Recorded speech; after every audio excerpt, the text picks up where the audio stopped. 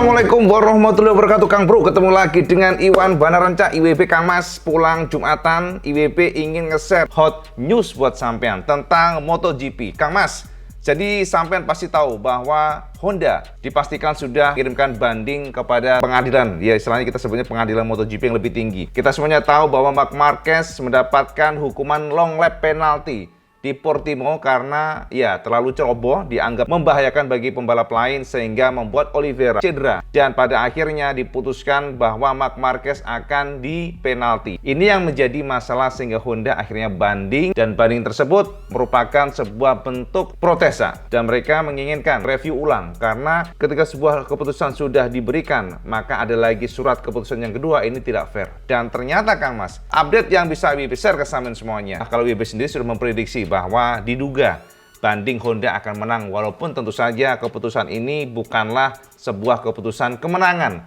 akan tetapi sudah terindikasi ke sana. Jadi Kang Mas, berkat dari keputusan tersebut memang banyak sekali komen-komen yang kita harus berikan semacam atensi ya, karena komen-komen ini seperti menuduh Dorna menganak emaskan Marc Marquez. Tapi mari kita lihat seperti apa keputusan dari Dorna, pengadilan tinggi MotoGP lah kita sebutnya. Jadi diputuskan bahwa dari keputusan pengadilan tinggi MotoGP pasca Honda banding perihal long lap penalti ya, dipastikan pengadilan banding MotoGP telah mengabulkan penundaan eksekusi. Jadi sama catat di sini, mengabulkan penundaan eksekusi. Jadi ditunda aja eksekusinya untuk double long lap penalti dari Marc Marquez sejak Portimao. Jadi keputusan tersebut secara efektif berarti hukuman ditangguhkan sampai pengadilan banding MotoGP mengeluarkan putusan akhir. Apakah Marc Marquez perlu menjalani double long lap penalti setelah melewati Argentina dan Austin? Sebelumnya, Honda mengajukan banding atas modifikasi hukuman dari Stewart Film. Dari sebelumnya hanya mencakup balapan berikutnya di Argentina menjadi balapan MotoGP berikutnya, di mana pembalap dapat berpartisipasi setelah Marquez dipastikan absen di Termas dari Honda. Jadi gitu ya.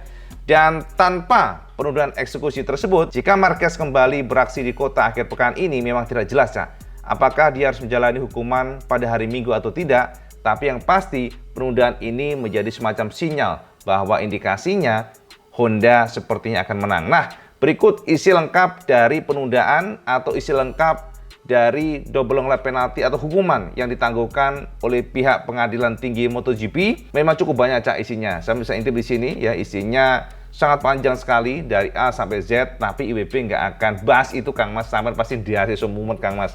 Iki opo maksudnya. Jadi IWB buat simple way ya. IWB lampirkan secara jelas terjemahannya, poin yang paling inti di sini IWB berikan ke sampean. Dan inilah translate atau terjemahan dari isi keputusan dari pengadilan tinggi MotoGP atas banding Honda. Berikut konfirmasi yang WP translate dari bahasa Inggrisnya ya. Pada 26 Maret 2023 di balapan MotoGP di Portugal, FIM MotoGP Stewart Panel memberlakukan long lap penalti pada Marc Marquez, pembalap nomor 93. Pada 28 Maret 2023, FIM Stewart Panel yang sama memberitahu penerapan sanksi yang dikenakan pada pembalap untuk mengklarifikasi ruang lingkup penerapannya. Menyusul banding dari pembalap dan HRC, tim Repsol Honda terhadap penerapan sanksi, pengurus banding FIM memutuskan untuk merujuk kasus tersebut ke pengadilan banding MotoGP pada 29 Maret. Akibatnya, pengadilan banding MotoGP memutuskan permohonan penundaan eksekusi permohonan sanksi yang diajukan oleh pemohon. Putusan penangguhan pelaksanaan permohonan sanksi telah dijatuhkan pada 12 April dan diberitahukan pada hari yang sama kepada para pemohon. Intinya adalah penangguhan hukuman. Dan tentu saja ini kalau sudah penangguhan hukuman, kita belum tahu apakah nanti akan ada double long lap penalti karena keputusan akhir belum diputuskan. Tapi dengan adanya keputusan penundaan artinya ya tidak perlu menjalani double long lap penalti nih. Jadi Marc Marquez dengan keputusan tersebut maka tidak perlu menjalani hukuman long lap penalti sampai keputusan akhir akan diberikan oleh pengadilan tinggi MotoGP. Jadi nanti akan ada keputusan baru dari pihak pengadilan tinggi MotoGP. Apakah nanti akan ada long lap penalti atau mungkin memang betul-betul dihapuskan. Kita belum tahu kapan keputusan tersebut akan dibuat. Jadi konfirmasinya belum bisa kita pastikan.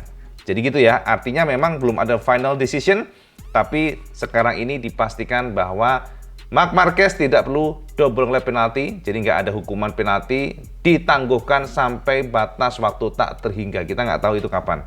Nah, itu yang pertama, Cak. Yang kedua, ada sebuah kabar yang cukup mengejutkan, Cak. Pengakuan dari Stephen Bradl. Pengakuan yang membuat kita juga heran dan bingung karena semua media sudah sangat yakin. Kita pun sangat yakin bahwa di Harris kemarin, Kalex frame sudah dites oleh Stephen Bradl. Sementara, Cak, Kalex frame diduga sudah dites oleh Stephen Bradl di Harris. Dan pada saat itu, Bradl mengisi posisi kedua dengan jarak hanya 0,2 detik dibandingkan dengan KTM yang dikomandani oleh Dani Pedrosa. Akan tetapi, Cak, ternyata Kang Mas, baru kemarin anget Stephen Bradl secara tegas membantah semuanya. Secara tegas membantah bahwa dia ngetes frame Kalex. Dan saat ini memang Bradl sudah merapat ke Austin. Dia akan mengisi posisi Marc Marquez untuk sementara ini menggantikan posisi Marc yang sedang cedera. Jadi dia akan tandem dengan Joan Mir dan Joan Mir dipastikan akan race di Austin. Kata dari Bradl, ya ini WP kutip langsung dari MotoGP, bahwa dia tidak pernah jajal Kalex frame atau menggunakan frame yang baru dari Kalex, belum.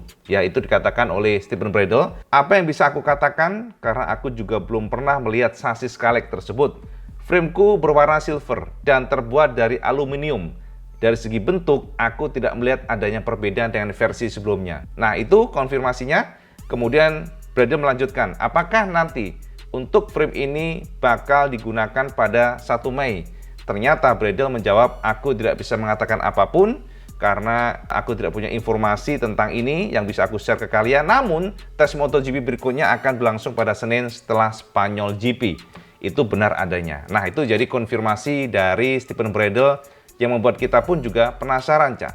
Bagaimana kok bisa informasi dari Savadori? Karena gini, Savadori dari Aprilia Tester Rider, dia mengatakan bahwa sepertinya menggunakan frame yang baru dari Kalex untuk Honda. Akan tetapi ternyata dibantah oleh Stephen Bradl. Sekarang pertanyaannya, yang benar yang mana Kang Mas? Ya tentu saja kita nggak bisa berikan konfirmasi, kita nggak bisa gali secara gamblang karena Honda selalu, Cak, habitnya adalah silently. Jadi nggak pernah mengatakan yang jelas. Semuanya sangat rahasia. Ini kan private test. Jadi tes yang memang nggak diumbar secara gamblang.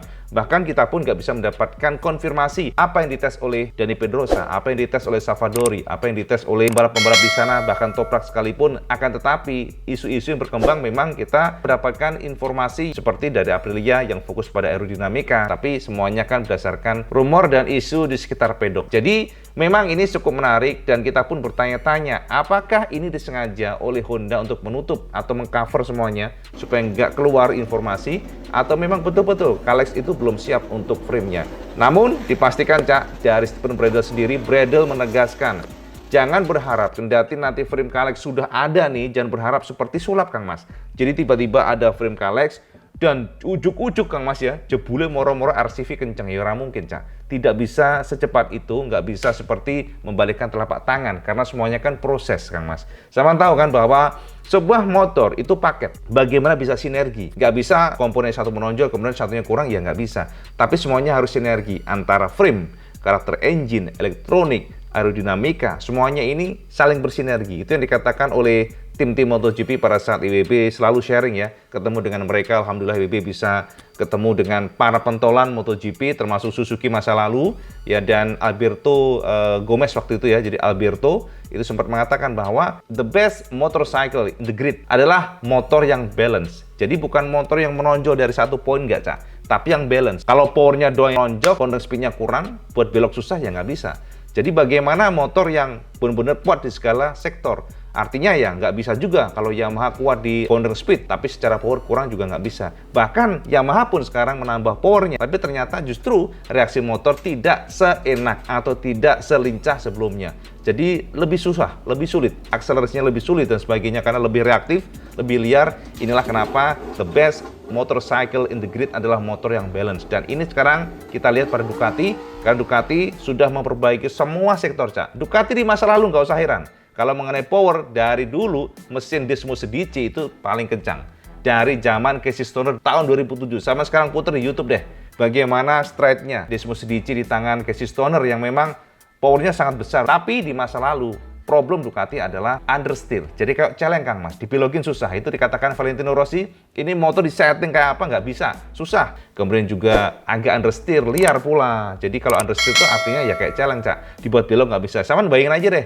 Jadi gini teman-teman, soalnya banyak yang komen nih, Cak IWB, Kawasaki ini kan punya Ninja H2 supercharger yang super kencang. Kenapa nggak di ajang MotoGP? Yang pertama regulasi, Cak. Karena memang untuk mesin MotoGP tidak boleh menggunakan supercharger. Tapi, tolong kita buang nih perkara itu. Ini Ninja H2 juga nggak bakal bisa menang musuh mesin-mesin prototipe yang memang jago buat tikungan. Karena H2 bukan diracik untuk menaklukkan tikungan, tapi dia lebih ke drag, Cak. Jadi lebih ke lurus nih. Teman-teman makanya kalau komen mengenai, wah kalau Ninja H2 turun MotoGP kalah semuanya dong, kan kenceng, powernya besar itu. Sama mindsetnya harus dirubah, Cak. Karena kalau balap MotoGP itu bukan kenceng-kencengan, tapi the most balanced motor cycle. Jadi yang paling balance, paling imbang lah. Corner speed-nya mantap, buat beloknya jago ya, jadi memang cepat, keluar tikungannya mantap, powernya besar, semuanya adalah suatu paket yang tidak bisa dipisahkan. Dan ini tantangan para pabrikan, dan sekarang ini memang Jepang agak tertinggal dari sisi ini. Nah, yang menarik, Cak, jangan salah, kita nggak bisa remehkan Fabio Quartararo. Sekali lagi, jangan pernah remehkan Fabio Quartararo. Ibu tekankan di sini, karena begini, Cak. Fabio adalah salah satu pembalap yang memang luar biasa dari kacamata pribadi. Sekarang mungkin oke lah, 2 race ke belakang kemarin, di belakang kemarin masih kurang perform. Tapi IWB yakin akan bangkit pelan-pelan, karena IWB juga yakin. Dari sisi motor sendiri saat ini belum klik, Fabio masih mencari benar-benar settingan yang pas dari karakternya. Kemudian juga dia sedikit apes kemarin kan dihantam Nakagami. Kemudian juga sprint race. Nah ini sprint race juga menjadi kelemahan Fabio, karena saat ini Yamaha time attack-nya masih kurang dibandingkan dengan sebelumnya. Jadi masih di-tune up lah, Cak. Dituning-tuning lah bosnya Kang Mas. Dan ini juga dipastikan oleh Pecco bahwa Pecco tidaklah khawatir sama Enea Bastianini, tidak khawatir sama Bezzecchi, tidak khawatir dengan pembalap Ducati lainnya, tapi justru dia tetap waspada dengan Fabio Quartararo yang menurutnya memiliki potensi dari sisi skillnya dia, dari sisi supporting dari pabrikannya. Itu yang bisa Ibu garis bawain pada video ini ya. MotoGP kali ini dan next kita akan bahas tentang isu bahwa Valentino Rossi akan turun di Austin. Apakah betul adanya? Kita bongkar nanti setelah ini, Cak. Itu aja informasi WB.